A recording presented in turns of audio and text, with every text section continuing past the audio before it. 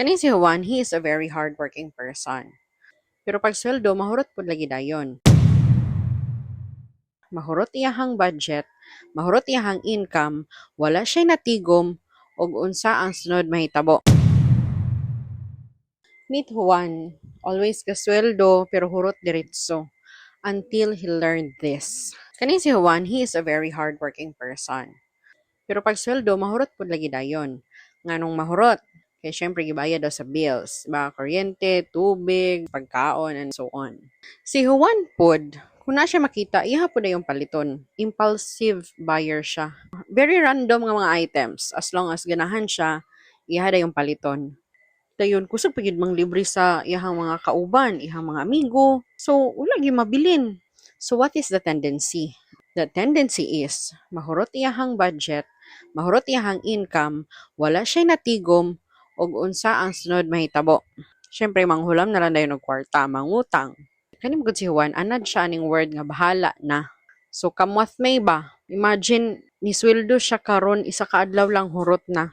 Feeling niya normal na siya nga.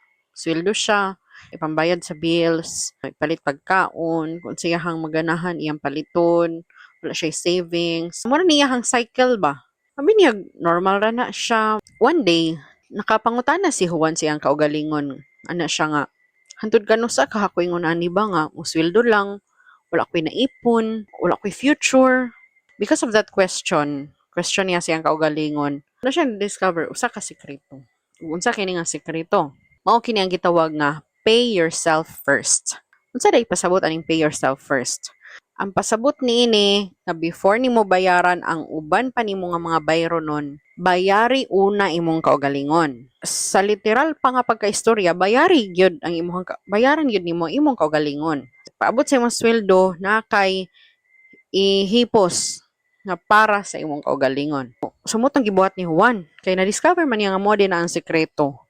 Nag-budget na siya. Na siya notebook. Lista niya dito, tanan niya budgetan. Lista niya dito, tanan niya nga expenses. Nag-track na siya sa iyahang mga expenses. Tanan nga magawas nga kwarta. Tanan nga iyahang pagkagastusan. Nakalista na dito sa iyahang notebook. And another thing, naghipos na siya og 50 pesos a day. Nag-saving siya 50 pesos a day. Nag-track siya sa iyahang mga expenses. And naglista yun siya sa iyang budget. Na siya budget plan. And then, kabalo ka, unsay progress niya, unsay kabag-uhan, gikan adto na discover na niya nga sekreto. Na siya hope, makatigom na gyud siya. Mo na gyud na iyang gibuhat every day. Bisan magamay ra ang iyang sweldo, naningkamot gyud siya nga makatigom siya ng 50 pesos kada adlaw. Wala nagmatter sa iya bisan man nga sa kagamayon sa iyang sweldo. Nagtigom siya.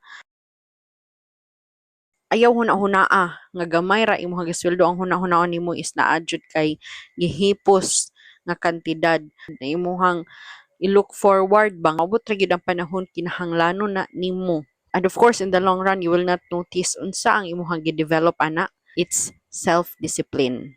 So nagkadako ang savings ni Juan, feeling proud kaayo siya ug dili na siya stressful before payday kay naka-budget naman, nakaplano na. Mabot iyahang sweldo, naanay hapakan, naanay padulngan ang iyahang budget, naanay ginakalista kung unsa ra ang iyahang kinahanglan pagkagastusan. Kung kaya ni Juan, kaya pod nimo, di ba? As I've said sa ako ang previous nga video, dili magmatter kung unsa man kadakua or kagamya ang imong sweldo as long as naa kay discipline nga imo gid siyang pagabuhaton ba nga naayod kay ihipos, naayod kay tigumon. Kana lagi nga kwarta, consider it as a non-negotiable bill. It is the money you pay for yourself. Pay yourself first. Ay nimo pagkagastusan ng uban. Consider it as the money you owe to yourself. Tungod sa imong pagpanarbaho, mo na imong ihatag para sa imong kaugalingon, pero dili nimo siya spend kundi imo lang siyang tigumon. So once again, this is Florence reminding you that yaman starts with kaalaman. And if you find this video valuable, please share. If you want more tips, please don't forget to follow. See you again in my next video.